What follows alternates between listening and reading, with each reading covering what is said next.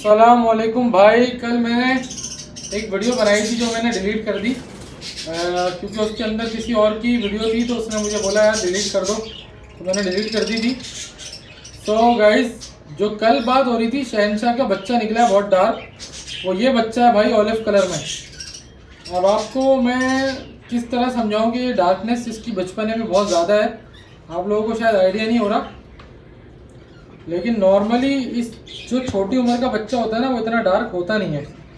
और ये अभी से माशाल्लाह इतना डार्क फीमेल है ये, और ये शहनशाह की बेटी है।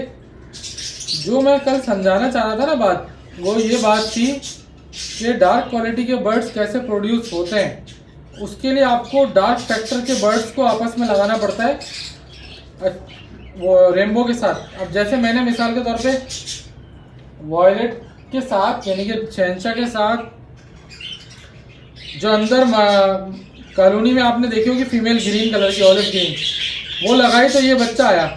अब ये बच्चा डार्क आया है ऑलिव ग्रीन में। अब आप लोगों के लिए काम का नहीं है, लेकिन मेरे लिए 10,000 रुपये का बच्चा है। आपको आइडिया नहीं है कि ये बच्चा मुझे आगे चल करके कितना डार्क क्वालिटी के वॉयलेट प्रोड्यूस करके देगा अगर ये जिंदा रहा इंशाल्लाह। तो जब डार्क क्वालिटी की बात आती है ना, तो हमें थोड़ा एफर्ट एक्स्ट्रा करनी पड़ती है।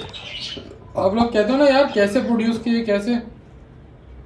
मार्केट में एंथ्रासाइड नाम की एक बला घूम रही है, सर्च कर लेना गूगल पे।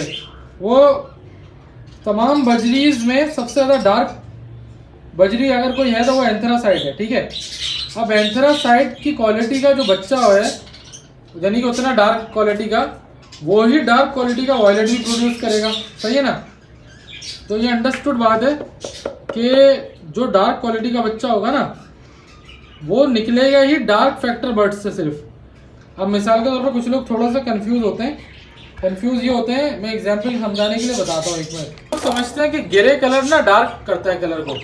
अच्छा आप देखो, ये जो मेरे पास ग्रे रंग का नर है ना, ये उस तरह का डार्क नहीं है जो मेरे पास मर गया। इसका सीना देखो आप लोग, डार्क नहीं है। हालांकि इससे ज़्यादा डार्क वो बच्चा है जो निकला हुआ है शहनशाह का ना। बताने का मकसद क्या है, अब ये देखो, ये फीमेल है बराबर में, वो देखो ग्रीन कलर की घी आ गई, ये देखो, और ये देखो नर। बताओ कौन डार्क है? वो डार्क है। तो जो डार्क फैक्टर के बर्ड्स होते हैं ना, उनका पहचान सीखो। उनकी पहचान आपको आ जाएगी ना जब, तो डार्क फैक्टर्स के बर्ड को पहचान लोगे। तो डार्क फैक्टर भले किसी भी कलर में हो, आपने अपने रेनबो से या वॉयलेट रेनबो से उसको क्रॉस करा के जो बच्चा आएगा, वो स्प्लिट तैयार हो जाएगा। जब वो स्प्लिट तैयार हो जाएगा, तो फिर आपने क्या करना है, उस बच्चे को दोबारा वॉयलेट से लगा कर डार्क क्वालिटी का वॉयलेट प्रोड्यूस करना है। समझाने का मकसद क्या है? समझाने का मकसद ये है कि भाई बनी बनाई पकी पकाई चीज़ नहीं मिलती इतनी आसानी से, बहुत एफर्ट करना पड़ती है। मिसाल के तौर पे अभी मैं समझाने के लिए जो आपको दिखा रहा था बच्चा, ये बच्चा था जो मैं आपको समझा रहा था ना। अब देखो वो जो नर है बड़ा वाला, बच्चा उससे ज़्यादा डार्क है अभी से। हालांकि ये तो बच्चा है अभी, इसको असूलन इतना डार्क नहीं होना चाहिए।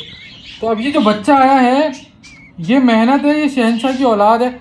अब इसको दोबारा वॉयलेट से लगाऊंगा अगले साल, फिर जाकर के जो इस बच्चे से वॉयलेट प्रोड्यूस होगा, वो होगा डार्क क्वालिटी का वॉयलेट रेनबो। आप अगर गौर करो ना, इसके ऊपर वॉयलेट का शेड आ रहा है नीचे, जहाँ दुम के पास पर के नीचे देखो आप, वॉयलेट शेड आ रहा है।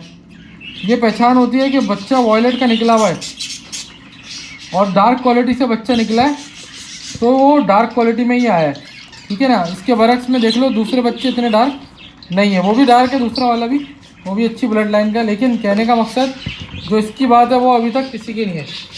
और क्लियर विंग में तो खैर ये माशाल्लाह आ ही बहुत अच्छा है, और माँ के जैसा कलर लिया इसने। क्योंकि ग्रीन को जब आप ब्लू से लगाते हो तो डोमिनेंट जो है वो ग्रीन होता है। अब आप देखो ना, खुद ही आपको पता चल रहा होगा डार्कनेस का फैक्टर। एक डार्क फैक्टर का बच्चा और अपने बाप से ज़्यादा डार्क लग रहा है, जो जिसने उसको पाला है, इस अपनी माँ से ज़्यादा डार्क लग रहा है। तो ये होता है भाई डार्क फैक्टर का बच्चा। अब उसी के बराबर में ये नीचे छोटा वाला बच्चा है, ग्रे कलर में अलग है लेकिन डार्क नहीं है। तो ऐसा नहीं है कि ग्रे कलर में हो गया तो डार्क फैक्टर हो गया, ऐसा कुछ भी नहीं है। डार्क फैक्टर बर्ड अलग होता है। 4 ग्रे कलर के बर्ड आपको दिखा सकता हूँ जो अलग अलग फैक्टर के होंगे। डार्क फैक्टर का अलग होगा, लाइट फैक्टर का अलग होगा। ज़रूरी नहीं है कि सारे डार्क फैक्टर के बर्ड हो। तो भाई ये भी होता है। बहरहाल मादा ने दोबारा अंडे दिए हैं, उनके बच्चे बाहर निकालना पड़ेंगे ताकि मादा अंडे को प्रॉपर्ली सह पाए, ठीक है ना।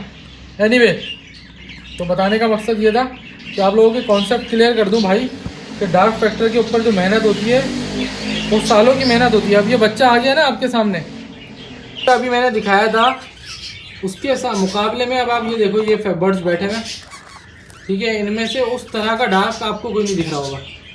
हालांकि अभी के अभी आपने वीडियो देखी है, आपको आइडिया हो ही गया होगा पूरी कि अभी भी। अब वो जो बच्चा है, मेरा एक सीज़न उस बच्चे को निकालने में लगा, अब अगले सीज़न में वो बच्चा किसी वॉयलेट से लगाऊंगा डार्क कलर के, तो फिर जो बच्चे आएंगे वो डार्क कलर के आएंगे। तो 2 सीज़न यानी 2 साल में एक वॉयलेट जामनी प्रोड्यूस होगा जो कि डार्क क्वालिटी का होगा। तो ये मेहनत लगती है, सारी एफर्ट लगती है, फिर जा कर के अच्छी क्वालिटी प्रोड्यूस होती है। तो ये भाई ये चीज़ें देखने की होती हैं, सीखने की होती हैं। हाँ, मैं मानता हूँ कि अच्छी चीज़ निकालने के लिए आपको टाइम दरकार है। ये तो फिर भी 2 साल में निकल रहा है। अगर आप और हाई क्वालिटी के बर्ड्स निकालना चाहोगे बड़े साइज़ में, तो आपको 5-5 साल 10-10 साल भी लग सकता है।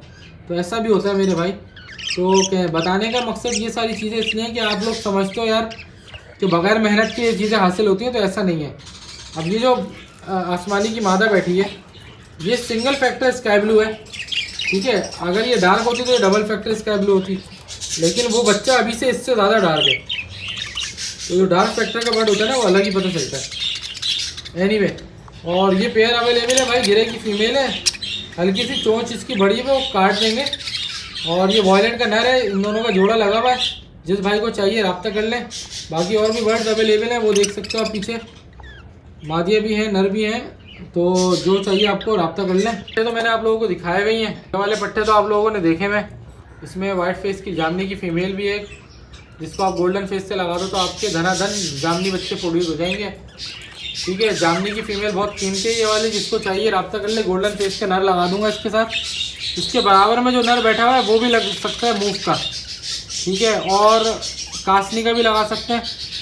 जो भी नर लगाओगे गोल्डन फेस में लगाना इसके साथ, तो सारे बच्चे आपके जामनी आ जाएंगे इंशाल्लाह, अल्लाह के हुक्म से। मूव का लगा दोगे तो वेल एंड गुड हो जाएगा, ठीक है भाई। तो ये है, चीज़ें अवेलेबल हैं। अगर आप लोगों को चाहिए रब्ता करें, इंशाल्लाह ताला आप लोगों को शौक कराएंगे। और ये बहुत डार्क क्वालिटी का एक नर भी बैठा हुआ है, कासनी में 2 नर बैठे हुए हैं, और इसका जोड़ा भी लगा हुआ है। तो जिनको ये चाहिए रब्ता कर ले। नंबर आपको पता है 034724333231 मेरा नंबर है। जिन भाइयों को चाहिए वो रब्ता करें, इंशाल्लाह ताला आप लोगों को शौक कराएंगे, ठीक है भाई। मिलते हैं अगली वीडियो में, तब तक के लिए गुड बाय। शौक अफोर्ड करना चाहते हैं उनके लिए भाई ये वाला पेयर भी अवेलेबल है। तो ये भी ब्रीडर पेयर है, एक ब्रीड कर चुका है।